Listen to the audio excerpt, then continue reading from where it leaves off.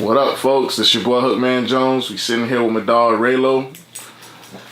We just gonna do a quick little interview, man. We're gonna keep it raw and uncut, man. Just talk about some of the Palm Beach history, a little bit of everything, man. Raylo's been around for a long time, and he's seen a lot, and he's accomplished a lot, in and out of state, and in and out of the county. So, a lot of people requested this interview next. So I'm just thankful to be here, man. Appreciate the opportunity, Raylo. For sure. For the people who don't know who you are, man, tell them a little bit about yourself and your history. I mean, not that a lot of people don't know who you are. Nah. I'm a humble, real ass dude, man. Raylo, them damn Dawgs. Whatever you don't know, Google is your friend. Raylo, spell it right. Don't be like Boosie. It's not Rollo. Boosie stays fucking my name up. Raylo, them damn Dawgs, Dogs. Google it. I started off in Lake Worth. I grew up in Lake Worth and everything. Born in West Palm, grew up in Lake Worth. Started doing my thing in the mid to late 80s. Yeah, I'm telling my age now. But, I'm still here doing my thing right now. As fresh as ever. So. It's crazy. I actually was doing just a little bit of research on you just to make sure, I had all my eggs lined up for the interview. And it's crazy when you type in Miami bass, because I know we had several conversations about this in the past. When you type in Miami bass, your name and as well as some really, really big names in the music industry in South Florida popped up. So tell us a little bit about that era of music. Well, that was the first. I grew up in the golden era of hip hop, which was the 80s. Slick Rick, EPMD. Florida had its own sound, which they call Miami bass, but really it was Miami, Lauderdale, and Palm Beach. Palm Beach had some of the biggest artists ever. Rest in peace, Cooley C. My dog Cooley had big records. He was the second group signed to Loot Records. We had Uncle Head, Q'd off from Splack Pack. We had Brain Damage, Chitty Chitty Bang Bang, Danny D, Boys from the Bottom. There was a lot of groups coming out of Palm Beach that got a lot of money in the 80s and 90s. Now, people now, who they was, I never heard of them. They ain't in the hood like that. Man, do your fucking research. Palm Beach was on top. So it was labeled Miami bass, but really it was a tri-county thing. It was, like I said, Miami, Lauderdale, and Palm Beach. That's what's up, man. And just tell the people, how did you get the name Dem Damn Dawgs, or how did that whole movement get started? And well, Dem Damn Dawgs came from when me, Pup, and Dingo clicked up. Pup, my partner, he's been my partner since 93, 94. He was a big Palm Beach artist, had records out. He had a record out called Weed Head. They sold thousands of 12 inches back then. Thousands of them. They were doing shows all over the South. When we clicked up, they were called the Pound Puppy DJs. He had his own rap group. He had his own entourage. Everything was going. When we clicked up, I wasn't a rapper none, but I was a DJ. But I was more than just the average DJ. We was entertaining the crowd. We were drawing big crowds. So I kind of just we branched it off of them being a Pound Puppy DJs.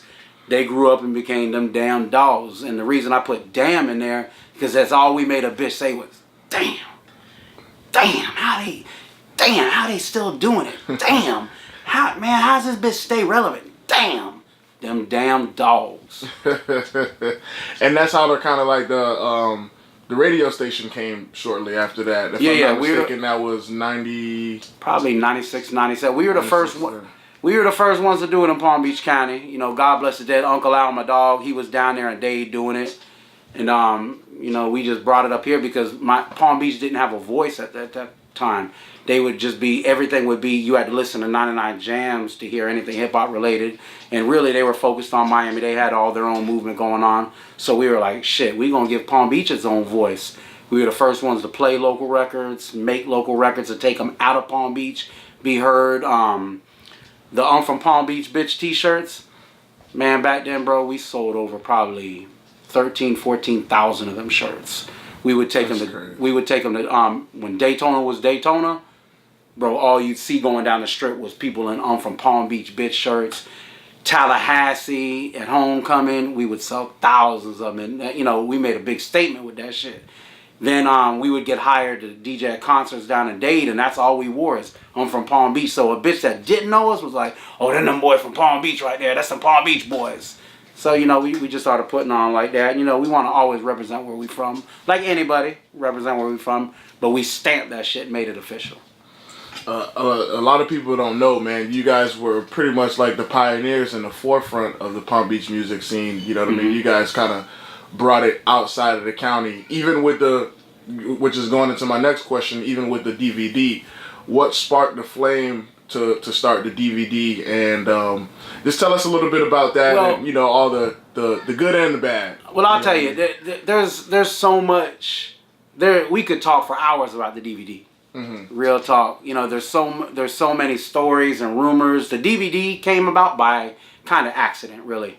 Like, I had been doing music DVDs. I made one called Palm Beach County, and it did good. We sold thousands of them at a Salute to My Dog Super Soldier. We sold thousands of them at his shop alone. Besides what we had on the streets or at any club, we sold thousands of them.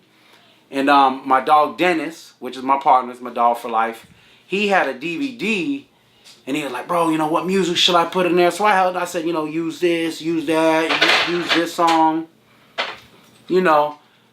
And Gangsters and Thugs was born. Then when it got attacked, and it was more political than a street thing ever, to be honest with you.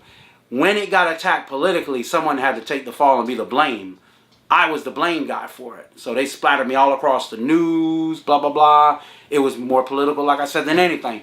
So now I'm like, look, they tried to cut out when I was doing the Roosevelt full service gym. Any events I was doing, the police was trying to interfere with it. So I'm like, look, if y'all don't let me make my money, because it's not like I'm out here robbing or stealing or selling dope. If you don't let me make my money legit, Gangsters and Thugs 2's coming out, 3, 4, 5, and it ain't gonna stop. Then we took it and tried to fucking make it as grimy, gutter, cutthroat to the bone as we could. We really did our thing with it. So originally, it wasn't supposed to be anything grimy or gutter. It was more just like we just put music. It was all to promote popular local music at the time. We just sat outside clubs, got drunk people fighting. Some people downtown, rest in peace of my dog Spro. You know, he was like the little cover boy for it. He was on there. He grew popular from it. And that's what it all was. It was really just to make a couple dollars and promote the city as a whole, which it did now. Mm-hmm. And I'm going to tell you, and the funniest thing was, years after, now it's been since 2006. So it's been, 11 years now? Been about 11 years. Yeah. There's still people that make DVDs and go, bro, you know, this DVD's not like gangster stuff. You should be trying to make something like that because our shit went world fucking wide. It really did. The whole world. Anywhere you go, you say Palm Beach in the hood, and 9 times out of 10, oh, I done seen that DVD. So for all y'all out there making DVDs, man, just humble yourself and you know, I'm not trying to be the DVD god, but you should be trying to get the exposure we got from it. You know what I'm saying? We did our thing with it. That was a huge record, man. Like, still to this day, if you go anywhere outside of the county, that's what they recognize. You know what I mean? Oh, yeah. Peanut Butter and Jelly. Okay, Peanut Butter Jelly. That was, that was in 2001. That was the end of the Miami bass era. The crunk era came in. Everybody was trying to follow what was going on in Atlanta and Georgia. Yeah, I remember so that. Me and my dog DJ Chip, man, down in Miami, we made that record initially just for us to DJ with. We didn't make it to say we're making records or we made it just because we were like, damn, you know, all this crunk shit is cool, but hoes still want to shake their ass in the club. Mm-hmm. So we were like, okay, we'll make it for us. No other DJs will have it, and we'll have that shit off wham. And it did do a thing in the clubs. Now, my dog Chico that makes CDs, shout out to DJ Chico from back in the days. Chico, where you at? That Chico. He put it on a mix CD. And at the end of that CD, we were cussing. Man, fuck Power 96. Fuck Pussy Ass 99 Jams. Y'all playing that shit. They took it off that CD and started playing it. Really? Yeah, they didn't know we were actually the ones that made the CD. Made the CD. So I'm driving and I'm flipping through the little dials. And I hear it and I'm like, bitch, I almost crashed. I had to pull over. I almost crashed. I'm like, ain't no fucking way they playing this shit. Then in the morning, my phone started ringing. Raylo, you on the radio? They don't play that shit all morning. It got to be, we never paid nobody for nothing. Yeah. We were on 37 P1 stations with it. And we were #1 on Power 96, Tampa, Wild in Tampa for like 3 months. That's crazy. So a song that cost me and my dog $150 to make at Oscar. Shout out to my dog Oscar at On Beat. We made it there. It took us an hour to make the song. We got broke the fuck off for it and probably made the last authentic Miami bass sound record. Yeah. What do you miss most about the Miami bass? What are some of the distinct memories? I remember one time you was telling me about when you guys brought out the big walls. I think that was in Daytona, if I'm not mistaken. Yeah. I'm gonna tell you, I miss that whole era altogether because bitches were having fun. Hoes were taking their clothes off and shaking ass, and dudes weren't too cool. Now, you know, it's like everybody wants to be cool, sit back, mean mug, look like this the whole night. Back then, bro, the biggest gangsters in the game were in that bitch with hoes in front of them, having fun, shaking ass, spending money. The music was fun, the scene was fun. Put it this way, there'd be 40,000 people in Daytona that weekend, no shootings. All the gangsters were there, but there was no shootings. Man, there was just bitches having fun, selling pussy out the hotel rooms, and everybody partying nonstop. I remember Spring Bling, same thing, man. It was definitely a different time in Palm Beach. A lot of these kids wouldn't even know. Let me tell you, this era now, their idea of fun, if they were back then, they'll kick themselves in the ass. Exactly. They were straight fun. Back then, you know, we used to set up our walls at Gaines Park, do probably about 5,000 people on a Sunday, riding, chilling, dancing.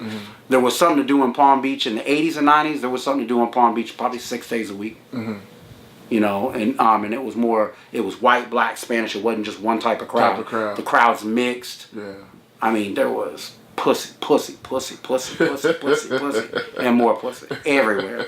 It was going on. It was a good time. It was a good time. All right, Raylo, what made you get into DJing? Like, what sparked the flame?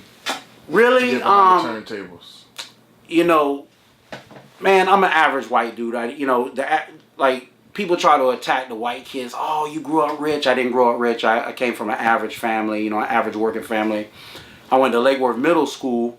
And, you know, I would hear, like, this is when rap was first coming out. Now, we had a station in Palm Beach called WPOM, 1600 AM. That was more popular than any FM station now, because it was from here, too. So, you know, I would hear, like, LL Cool J Rock the Bells. I would hear when 2 Live Crew first came out. A couple of the kids in the locker room were playing Jam Pony tapes. And I'm like, oh, shit, let me check that out. I take it home, listen to it, heard how they were doing it, what they were doing. So I'm like, damn, that shit's the beat. And it just turned, the music turned me on. I'm going to tell you how bad I had it. In 8th grade, man, I tried to get at this one bitch named Amy for the whole school year. I'm like, man, I'm taking Amy to the fucking prom. Amy, she's the baddest little baby. I'm taking Amy to the prom. I actually happened to know the DJ that was there. Man, I put that bitch aside and went up and DJ'd at my prom in 8th grade. That hoe was hot, and I had just had the music itch, you know what I'm saying? And it's just being able to make crowds of people move and feel good. I've been high on life, and that's been my drug, you know what I'm saying? Music's been my drug. You know, I love what I do, and I do what I love. Tell us about Tunnel back in the day, man. You guys used to have that thing rocking, man. The Tunnel was legendary, man. The Tunnel was, this is all we did, give a bitch a good time. You know, a bitch came up to that door, as long as they look the age, give me that $20. You coming in, you partying with us. You know, we were the first ones to bring all the national groups to Palm Beach. Like back when 102.3 was trying to do their thing with the rap and shit, even though they were more pop. Like 50 Cent, when he first came here, he pulled his tour bus up to our underground station on Military Trail before he went to 102.3, and they were hot. They're like, why are you over there? He's like, shit, this is what's really happening. Yeah. I'm on here talking raw. I'm on here getting it to him. Salute to 50. You know, 50. Tupac, rest in peace, Tupac. You know, he was here, and we were the first ones to bring him downtown. We had a club called the Boom Room. Pup and Pup's dad, they brought Tupac first here.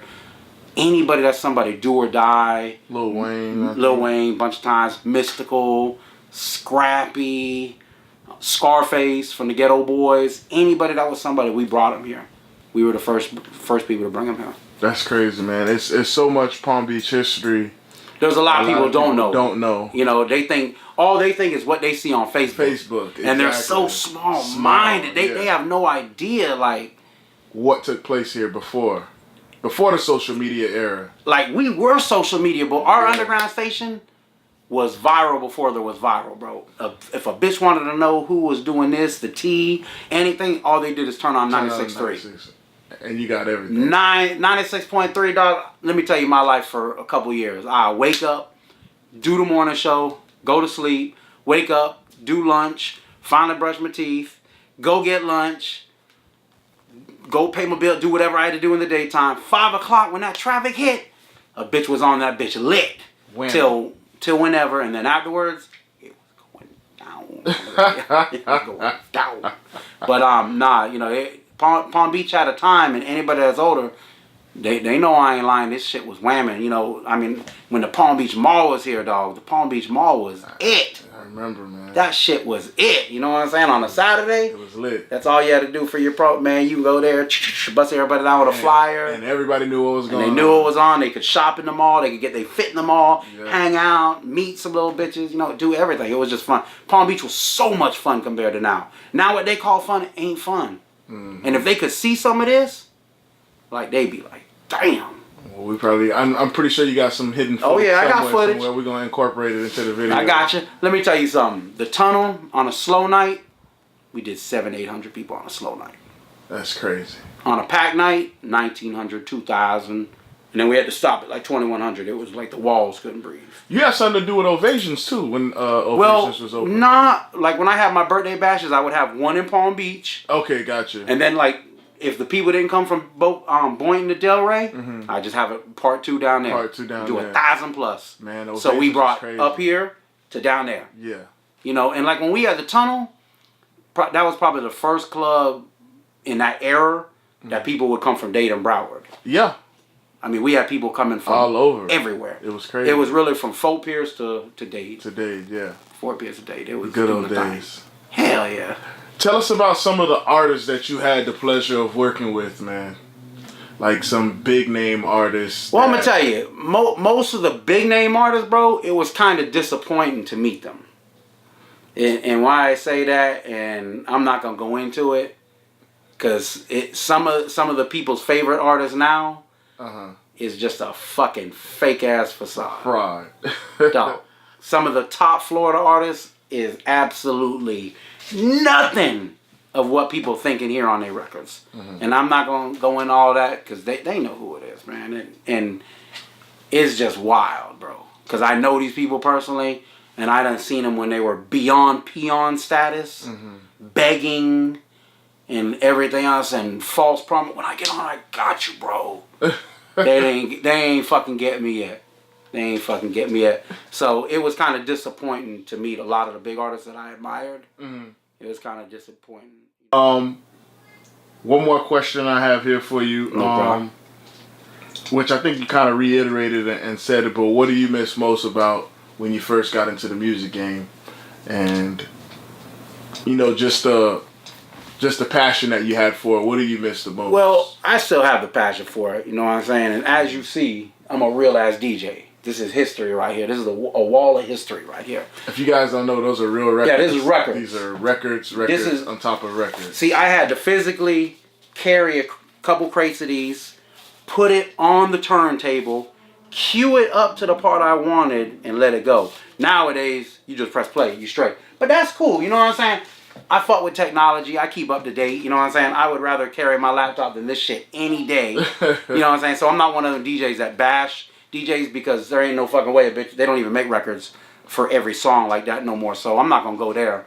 But really, I just miss the fun of it. It was fun, and back then, everybody wasn't trying to be in the picture.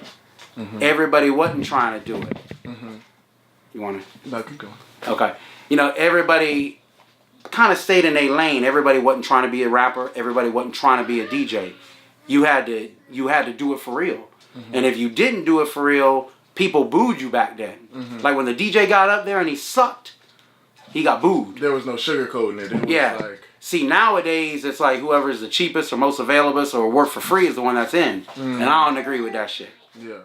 All right, we back. I had to get my shorty out of the room and everything. But, you know, back then, people, like I said, everybody wasn't trying to be something they weren't, you know, everybody, because it cost money back then. It wasn't like now you can just make a song and upload it, get a couple likes and go, damn, boy, niggas on now, boy, damn, I'm on now.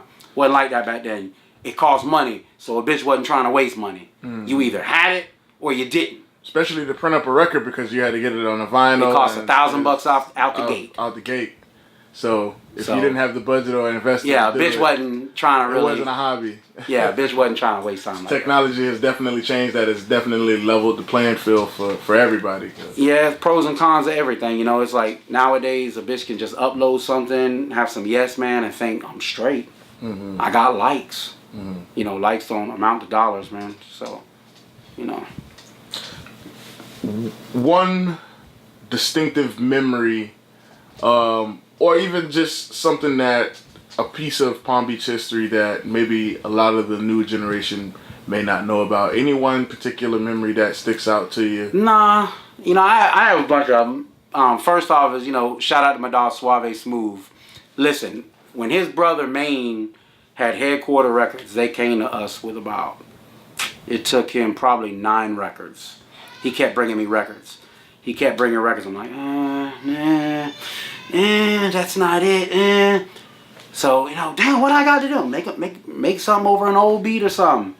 Do something like that. I gave him a whole bunch of ideas. So he brought me You Don't Know Me. Mm-hmm. I remember it was 5:03 p.m.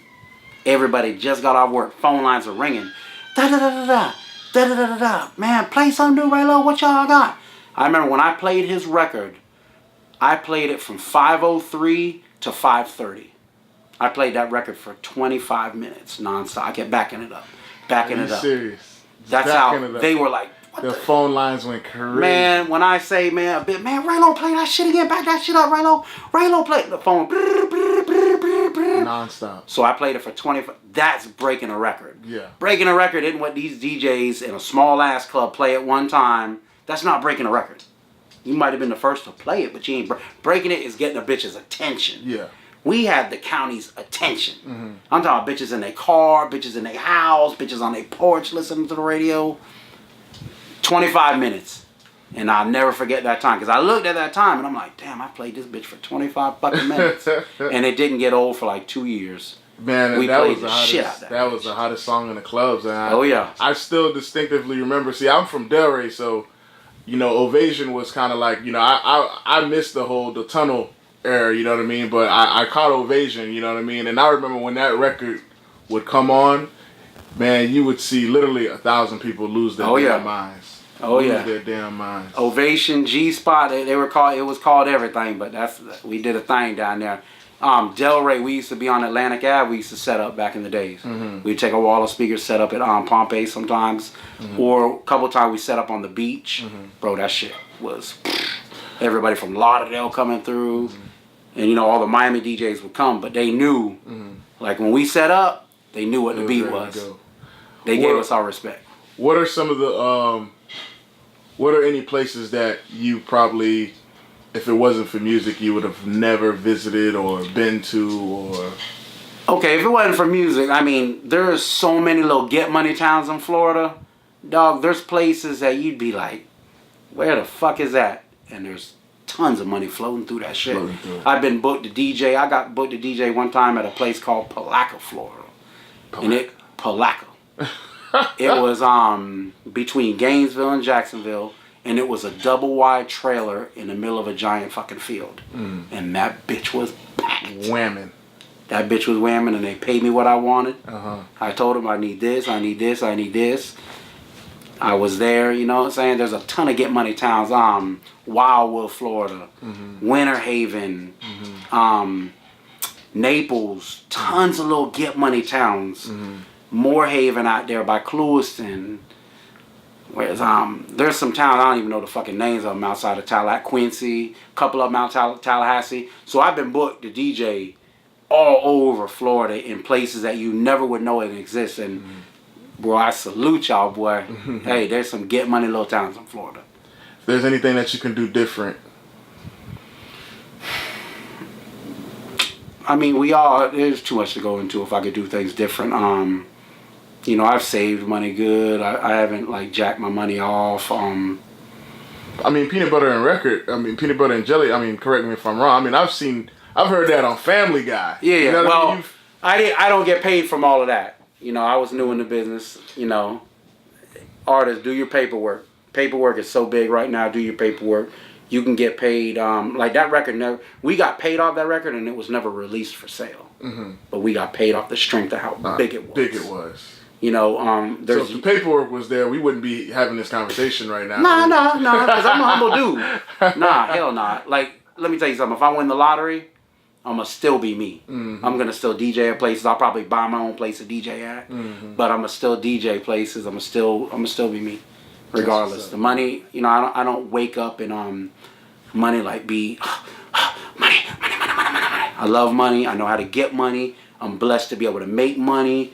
You know, I don't have to work a regular job, so I'm blessed to be able, you know, I sell records to people.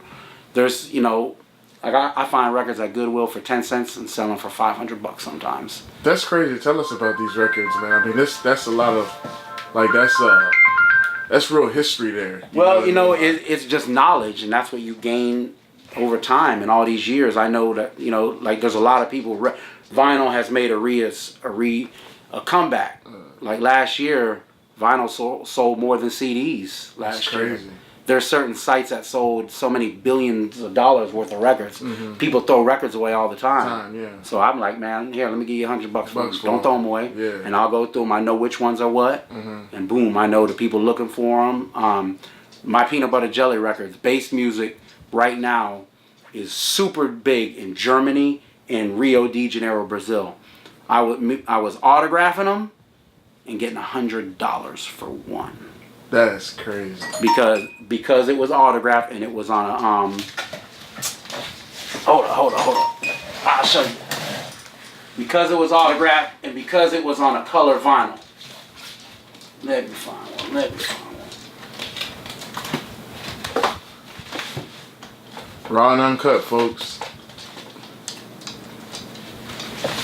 Like all my songs back in the days, you know, I did them on a color vinyl.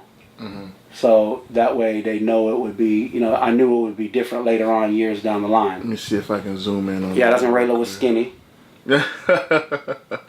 Y'all see it? There you go. That's Palm Beach history right there. Yeah. So, you know, I've done a thing. Like I said, I've been blessed with the music. You know, I've been able to hustle myself. You know, I make my own commercials. Now I make my own graphics. I do all my own promo work. So I'm self-contained. I'm able to do a lot of stuff in-house, market myself. And luckily, I'm blessed to not have to rely on one area. Like if there's a drought in Palm Beach and just ain't nobody fucking with me or hiring me to DJ, I can go DJ so many other places in Florida. So I'm blessed to have that. You know what I'm saying? And that's I love what's up, man. Any last thoughts before we go, man? Just anything you want to say to the people? Man, just fuck with me. Fuck with your damn dog. You know what I'm saying? I love where I'm from. I'm always represent Palm Beach. I got to shout out, you know, the Palm Beach Originals, Triple J, Suave Smooth, 21 Reese. You know, if I don't say your name, hey, man, I got love for you. If you from Palm Beach, you doing your thing. But that's just a few that have made a mark. My girl Snapper. You know, a lot of people don't know Snapper. When she had Can't Be Your Girl, that shit was supposed to be in a movie, and Boosie was supposed to be on the remix. But because of some fumbled paperwork and other people's business practices, it didn't happen. A bitch don't know she was so close to being like, BOM! And like I said, someone else fumbled the ball. A lot of people don't know that. Bootleg, same thing. Bootleg was, you know, was right there, yeah. He did his thing here, and me and I took Bootleg to Orlando, Fort Myers. He had paid shows all over Florida. But we finally, he did some ghostwriting for a big artist, and he was about to be on, and then, like I said, paperwork, fumbled. Same with Suave Smooth. Suave Smooth had a big deal, and it was never them or the music of why they didn't get on. It was always management and shit like that, behind the scenes shit that people don't know about. And that's sometimes that's what I get frustrated about, is a lot of people don't know that Palm Beach was damn near in the music game a while ago. Palm Beach is in. People know, bro. Everybody, I'm gonna tell you what irks me is when people go, bro, I'm finna put Palm Beach on the map. It's been on the map. It's been on the map. People know about Palm Beach. It's just before, the right big thing hasn't happened lately. Back in the days, people had big record deals from Palm Beach. In the bass music days, there was not one, not two, probably about 3 big labels from here, and they were all eating big time, doing shows from here to California to Canada, overseas, Brazil. They were eating. Just the cats nowadays don't know about. All the new cats doing their thing. My dog Psych, salute MG. He's fucking with Ross and them heavy. There's a lot of people doing. I just seen Setibo over in Cali doing some shit on Facebook. Salute to you. You know what I'm saying? I don't know you personally, but do your thing, man. I fuck with anybody that's doing for themselves. Absolutely. Because if you wait on a bitch to do something for you, you're going to be sitting there in that line lonely. Don't wait on a bitch. Do it. Do for your motherfucking self. Man, listen. Like, some of the other 96.3 stories is, there was a lot of bitches that got pregnant when 96.3 was out. There was a lot of bitches, old ladies that got a train ran on them. On the air, we would just turn the music off, turn the mic up real loud. And Jackie O, a lot of people don't know now she's saved.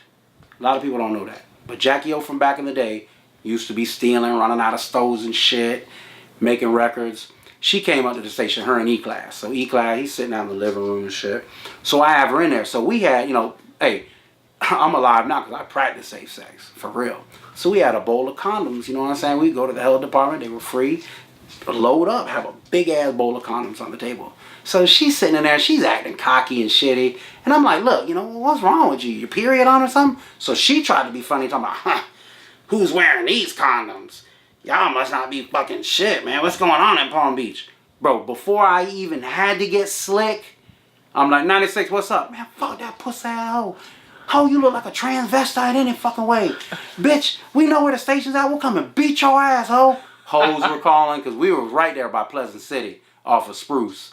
So Jackie O got the business. Jackie O did get the business when she came up here.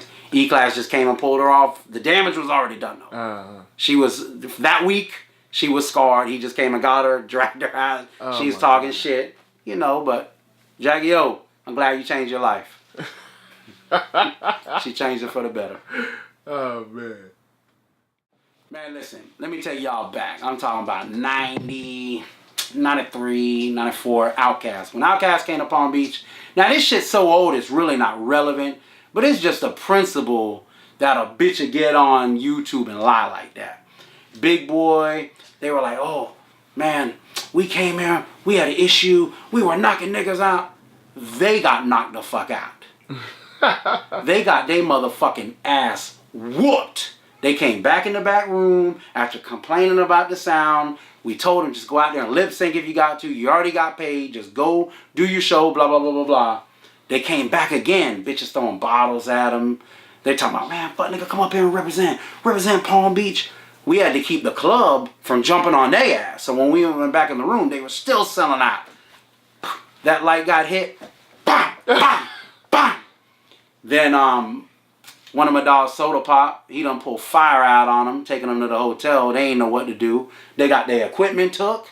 That was our first pair of 1200s. They done got their ass whooped on the highs, and the money got taken back.